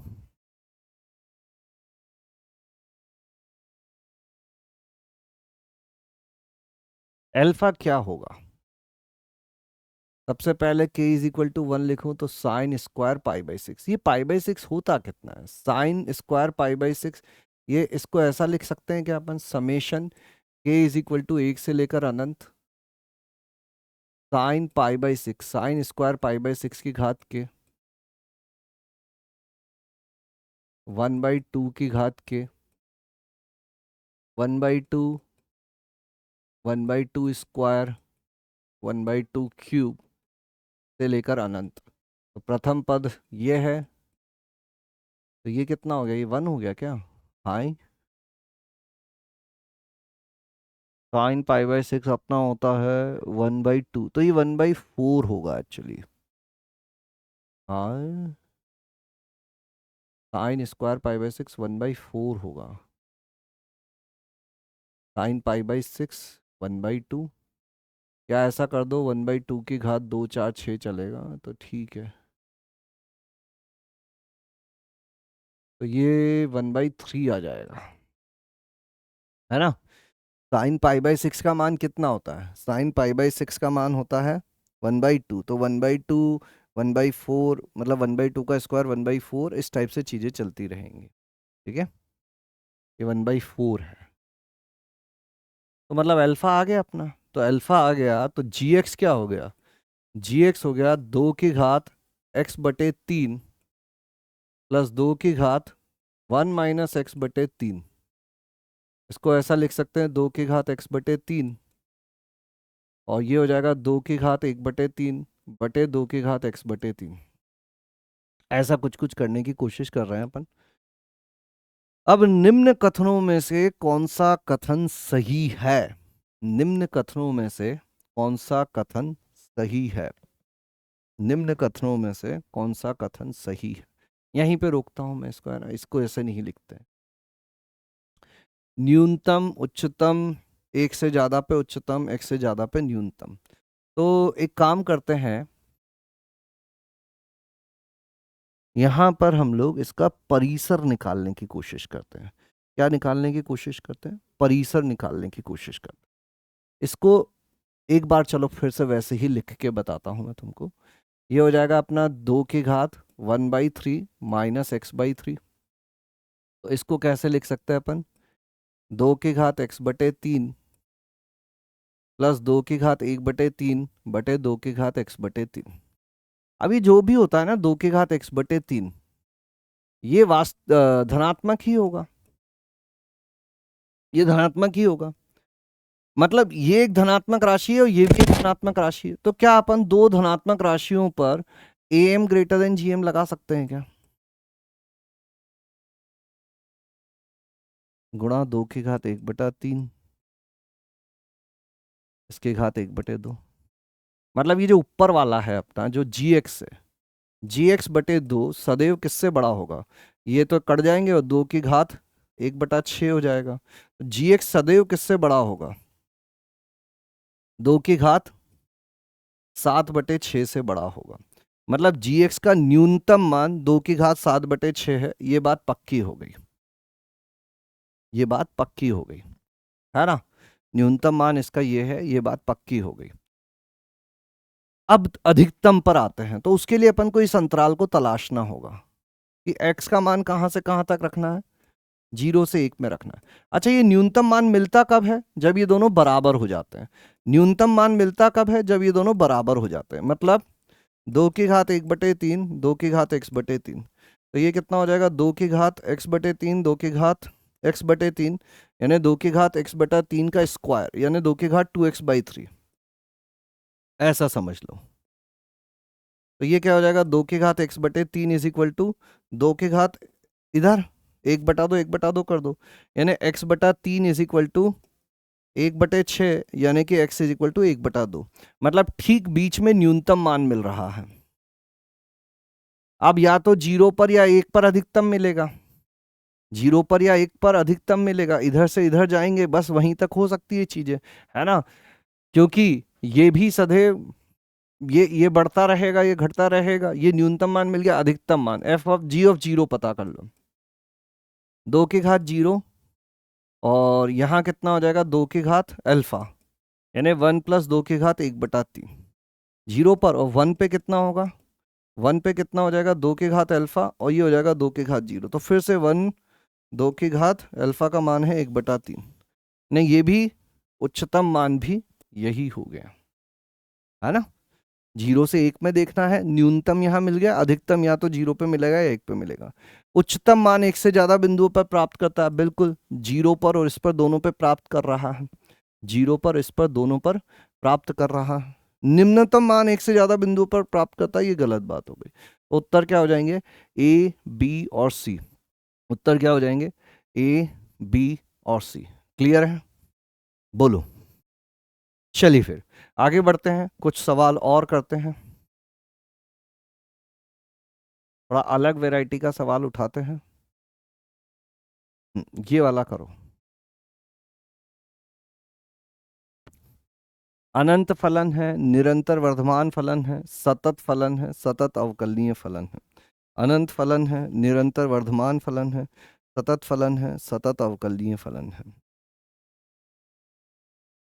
करो इसको, लो 2 मिनट का समय और करो।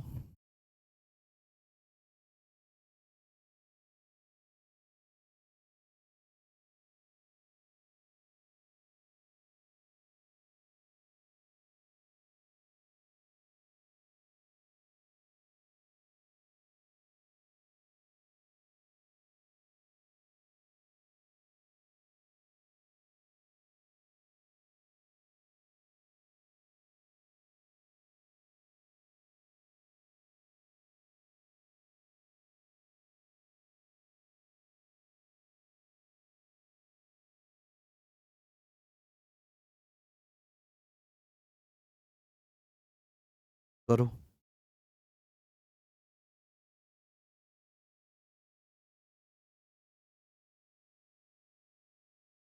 क्या क्या दिया हुआ है सोचो, क्या क्या दिया हुआ है सोचो, क्या क्या दिया हुआ है सोचो। माना कि एस एक ऐसा है, ध्यान से सुनना है ना, मैं थोड़ा ग्राफ बना के सिखाता हूं तुमको। एस जो है वो 0 से लेकर 1 के बीच के मान लेने हैं अपन को, फिर 1 से 2 लेने हैं, 0 से 1, 1 से 2, और फिर 3 से 4 लेने हैं। मतलब अपने जो काम की चीजें हैं वो 0 से 1 के बीच की है, फिर 1 से 2 के बीच की है, फिर 3 से 4 के बीच की है। 0 से 1, 1 से 2, 3 से 4। और जो आउटपुट है वो केवल और केवल 1 2 3 4 ही हो सकता है। आउटपुट जो है वो केवल 1 2 3 4 ही हो सकता है। क्या क्या हो सकता है? एग्जैक्ट 1 2 3 और 4। यहां पर तो अंतराल है, सतत अंतराल है, और वहां पर केवल सिंगल मान है। तो पहला कहा जा रहा है कि S से लेकर T तक अनेक फलन हैं। तो ऑब्वियसली अनेक फलन हो सकते हैं इसमें से। इधर वाले अंतराल को देखोगे, ऐसे मैं बनाऊं तुम्हारे सामने, तो S में क्या है?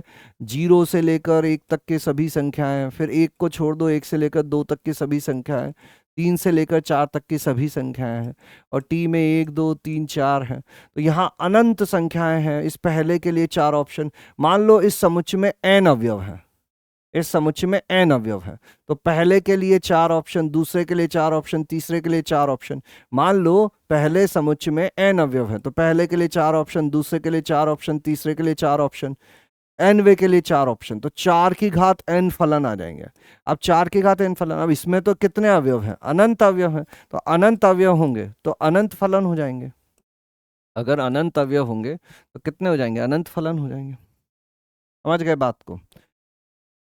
पहला वाला क्लियर है, मतलब अनंत फलन होंगे, ये बात तो हमें क्लियर हो गई। अनंत फलन होंगे, ये बात तो हमें क्लियर हो गई।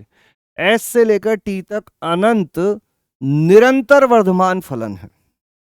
अब यहां थोड़ी सी दिक्कत हो जाती है। निरंतर वर्धमान का क्या अर्थ है? कि जैसे जैसे आगे बढ़े मान भी बढ़ते जाने चाहिए। अब बताओ, अगर जैसे मैं यहां पर इसको 1 दे दिया, तो इससे जो अगला बिंदु होगा उसको 2 देना पड़ेगा, इसका अगला बिंदु होगा 3 देना पड़ेगा, इसका अगला बिंदु। अब जब आउटपुट ही 4 बिंदु हो सकते हैं, तो कभी ना कभी तो रिपीट होगा ही सही, कभी ना कभी तो नीचे आएगा ही सही, कभी ना कभी तो नियतांक रखना ही पड़ेगा। तो ऐसा होना संभव नहीं है कि अनंत निरंतर वर्धमान फलन आ जाए। अनंत छोड़ो, एक भी निरंतर वर्धमान फलन नहीं देखने को मिलेगा। S से T तक सतत फलनों की संख्या 120 है। अब ये ना पीस वाइज कंटिन्यूअस होगा, मतलब टुकड़ों में सततता की बात की जा रही है ना। टुकड़ों में सतत फलनों की संख्या 120 या उससे कम है। अब हमें इस अंतराल में सतत रहना है, फिर से अंतराल में सतत रहना है, फिर से अंतराल में सतत रहना है। मतलब 0 से 1 के बीच में ऐसा नहीं होना चाहिए कि कहीं मान 1 मिल गया, फिर कहीं मान 2 मिल गया, फिर कहीं मान 1 मिल गया, फिर कहीं 3 मिल गया, फिर कहीं 4 मिल गया, फिर 2 मिल गया। ये असततता हो जाएगी। सतत ये कब रहेगा? जब इस अंतराल में सभी जगह या तो 1 ही मिलता रहे, या 2 ही मिलता रहे, या 3 ही मिलता रहे, या 4 ही मिलता रहे। मतलब इस पहले अंतराल के लिए अपने पास कितने ऑप्शन हैं? इस पहले अंतराल के लिए 4 ऑप्शन, इस दूसरे अंतराल के लिए 4 ऑप्शन, तीसरे अंतराल के लिए 4 ऑप्शन। इस पहले अंतराल 4 में से कोई भी मान ले सकता है, दूसरा 4 में से कोई भी मान ले सकता है, 4 में से कोई भी मान ले सकता है। तो सतत फलनों की संख्या यहाँ हो जाएगी 4 चौक 16 चौक 64, जो 120 से कम है, मतलब ये भी सही हो जाएगा। 4 चौक 16 चौक 64 जो कि 120 से कम है, मतलब ये भी सही हो जाएगा। फिर से सुनना, सतत कैसे होगा? मान लीजिए इस पर 1 दे दिया, इसको फिर इसको 2 दे दिया, फिर इसको वापस से 1 दे दिया, या फिर इस वाले को 4 दे देते, इस वाले को 3 दे देते, इस वाले को 2 दे देते। इसके 4 तरीकों से इसको दे सकते थे, ये सतत माना जाएगा। 4 तरीके, 4 तरीके, टोटल मिला के 4 चौक 16 चौक 64 चीजें हो जाएंगी। 4 चौक 16 चौक 64 चीजें हो जाएंगी। ठीक है। S से T तक प्रत्येक सतत फलन अवकलनीय है। अब जो फलन सतत आ गया, जो फलन सतत आ गया, मान लो अपन ने एक ऐसा बना दिया, अब टुकड़ों टुकड़ों में देखोगे तो ये अवकलनीय अवकलनीय अवकलनीय है, क्योंकि अपन वैसे भी ये अंत बिंदुओं को तो शामिल कर ही नहीं रहे हैं, और बीच में तो सभी अवकलनीय होने वाले हैं। तो जितने सतत फलन होंगे वो सब अवकलनीय होंगे। तो इसका उत्तर हो जाएगा ए, सी और डी। इसका उत्तर हो जाएगा ए, सी और डी। क्लियर है? बोलो, कोई दिक्कत, कोई परेशानी नहीं होनी चाहिए। ठीक है, चलिए कहानी को आगे बढ़ाते हैं, 1-2 सवाल और करते हैं, है ना। इधर तो अपन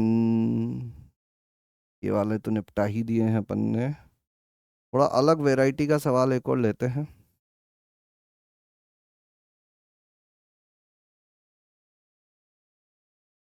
ये वाला करो।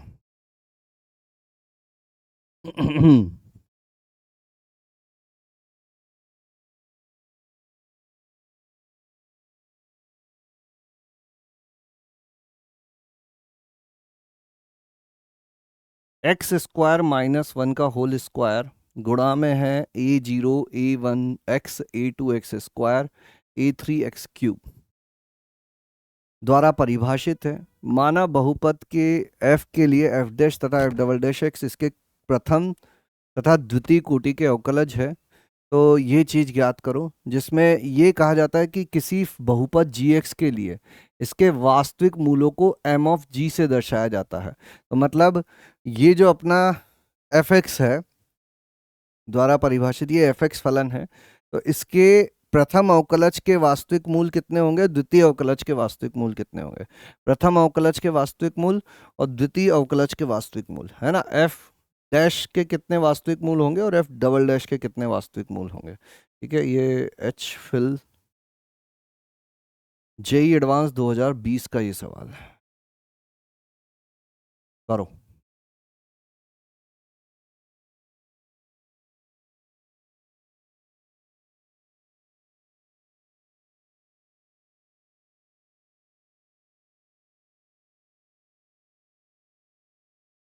इसको अपन कुछ फलन मान लेते हैं, f x is equal to x square minus one का होल स्क्वायर, और यहाँ पर है a zero plus a one x plus a two x plus a three x square. ठीक है, a three x cube, a two x square a three x cube. यहाँ a zero a one a two a three क्या है, वास्तविक संख्या है।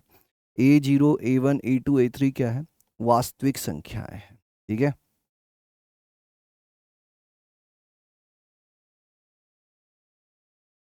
के विभिन्न वास्तविक मूलों की संख्या को दर्शाता है का न्यूनतम संभव मान होगा।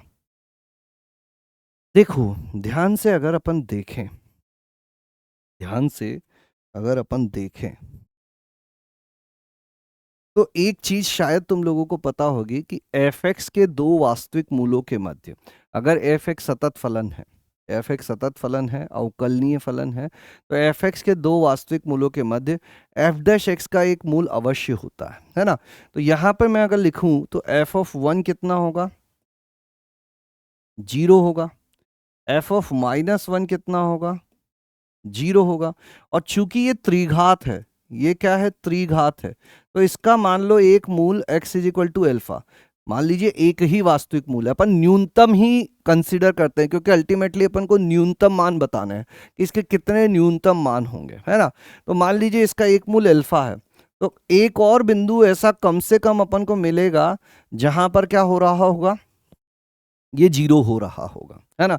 तो एफ एक्स माइनस वन पे जीरो होता है, वन पे जीरो होता है, और आगे मान लेते हैं अल्फा है उस पे जीरो होता है। तो इन दो मूलों के मध्य एफ डैश एक्स का कम से कम एक मूल अवश्य होगा। इन दो मूलों के मध्य एफ डैश एक्स का एक मूल अवश्य होगा। कम से कम एक बिंदु P और एक बिंदु Q ऐसा हमें इनके बीच में अवश्य मिलेगा जिस पर क्या हो रहा होगा, एफ डैश एक्स जीरो हो रहा होगा। क्या ये बात समझ में आती है? क्या बोलती है रोल्स थ्योरम कि एफ एक्स के दो मूलों के मध्य, एफ एक्स के दो मूलों के मध्य एफ डैश एक्स का कम से कम एक मूल अवश्य होगा। ठीक है, अब अपन एक बार एफ डैश एक्स पता करते हैं कि एफ डैश एक्स हो क्या रहा है, एफ डैश एक्स आता क्या है, ताकि अपन को और क्लैरिटी आए। ठीक है, कम से कम दो तो अपन ने पता कर ही लिए हैं, मैं और डिटेल में जानने की कोशिश करता हूँ। तो ये एफ एक्स है ना, इससे एफ डैश एक्स पता करते हैं अपन। एफ एक्स एक बार फिर से लिख लेता हूँ ताकि बार बार पीछे नहीं जाना पड़े। एक्स स्क्वायर माइनस वन का स्क्वायर है, एक्स स्क्वायर माइनस वन का whole square, a zero plus a one x plus a two x square plus a three x cube. F dash x, x square minus one का whole square, ये हो जाएगा zero plus a one x plus two a two x plus three a three x square. और एक बार इसको बाहर ले लूँ अगर मैं, तो a zero plus a one x plus a two x square plus a three x cube, और उसका अवकलन क्या होगा, दो गुणा एक्स स्क्वायर माइनस वन और एक्स स्क्वायर माइनस वन का टू एक्स। पूरे में से क्या उभयनिष्ठ आ रहा है, एक्स स्क्वायर माइनस वन उभयनिष्ठ आ रहा है। यहाँ अंदर क्या बचेगा, एक्स स्क्वायर माइनस वन गुणा में क्या आ जाएगा, a one plus two a two x plus three a three x square, plus यहाँ क्या हो जाएगा, दो दूना चार एक्स गुणा x square minus one, a zero a one x a two x square a three x cube. ऐसा कुछ हो जाएगा, है ना। अब देखो ये अंदर वाला कितने घात का तुम्हें दिख रहा है। अंदर वाला व्यंजक देखोगे तो इसकी अधिकतम घात कितनी आएगी, यहाँ से ये इससे गुणा होगा तो इसकी अधिकतम घात x की घात 4 होगी, और यहाँ पर x क्यूब है, एक्स स्क्वायर है और एक x है, और कुछ कॉमन नहीं, ये एक्स स्क्वायर माइनस 1 तो बचेगा ही नहीं ना। यहाँ क्या हो जाएगा, 4x बचेगा, बस 4x बचेगा, ठीक है, पक्का। एक एक्स स्क्वायर माइनस 1 वहां से और एक ये यहां से आ जाएगा, ठीक है। अब देखो क्या मजेदार चीज हुई, अब देखो क्या मजेदार चीज हुई। ये अंदर वाला जो है ये x की घात 4 वाली चीजें रखी हुई है, रखी हुई है, रखी रहने दो, कोई दिक्कत की बात नहीं है ना। एफ डैश माइनस 1 देखोगे वो 0 है, एफ डैश 1 देखोगे वो भी 0 है। यहां से आएगा नहीं आएगा हमको नहीं पता, लेकिन अभी अभी हम क्या देख कर आए थे कि भाई एफ एक्स भी तो ऐसा ही था, -1, और इससे एफ एक्स का एक और मूल मिल ही रहा था अपन को कि त्रिघात है तो कम से कम एक वास्तविक मूल इससे मिलेगा ही मिलेगा, तो एक 1 है और एक अल्फा है। अब ये बोल रहे हैं कि इससे इसके बीच में ये इसका तो मूल है ही, उसके साथ साथ इसका मूल भी है, -1, 1 पर एफ एक्स तो शून्य हो ही रहा है, एफ डैश एक्स भी शून्य हो रहा है। 1 पर एफ एक्स तो शून्य हो ही रहा है, एफ डैश एक्स भी शून्य हो रहा है, और इसी को कहानी को आगे बढ़ाएंगे तो क्या होगा, एक मूल ये मिल गया, एक मूल ये मिल गया, इन दोनों के बीच में एक मूल कम से कम अवश्य मिलेगा ही मिलेगा, इन दोनों के बीच में कम से कम एक मूल अवश्य मिलेगा ही मिलेगा, है ना। इन दोनों के बीच में कम से कम एक मूल अवश्य मिलेगा ही मिलेगा, और ये इसके प्रथम तथा द्वितीय कोटि का अवकलज है, इसका न्यूनतम संभव मान होगा x इज इक्वल टू 1 पर, 2 पर, और एक इसका मूल आएगा अल्फा। तो इन दोनों के बीच में 2 आने ही आने थे, -1 से 1 के बीच में एक, 1 से 1 के बीच में एक आएगा ही आएगा, और ये 2 भी आ गए,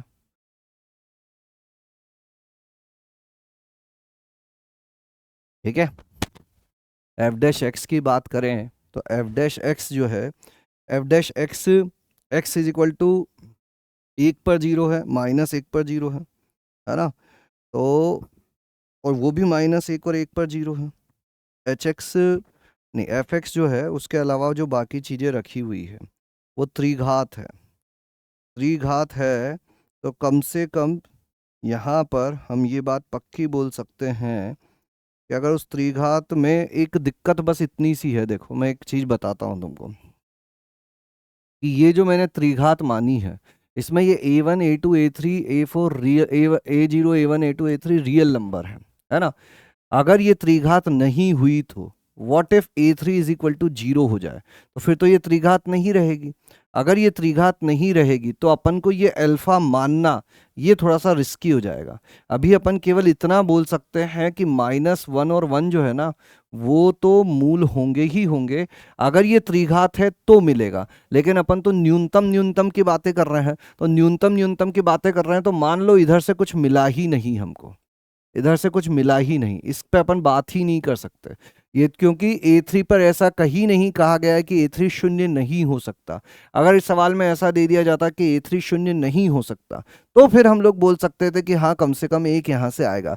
फिलहाल अपन केवल इतना बोल सकते हैं कि f(1) शून्य है, f(-1) शून्य है, तो इसके बीच में एफ डैश एक्स का एक मूल तो अवश्य मिलेगा ही मिलेगा जो x is equal to p होगा, है ना। इसीलिए ये वाली चीज हट गई, -1 से 1 के बीच में एक मूल p मिलेगा, और इसके खुद के मूल f dash x is equal to 0 के दो मूल x इज इक्वल टू 1 और x इज इक्वल टू -1 तो थे ही, और चूंकि एफ ऑफ एक्स के भी दो मूल ये हैं तो इनके बीच में कम से कम एक मूल x is equal to p तो अवश्य मिलेगा, यानी एफ डैश एक्स के न्यूनतम मूलों की संख्या कितनी हो गई, 3 हो गई।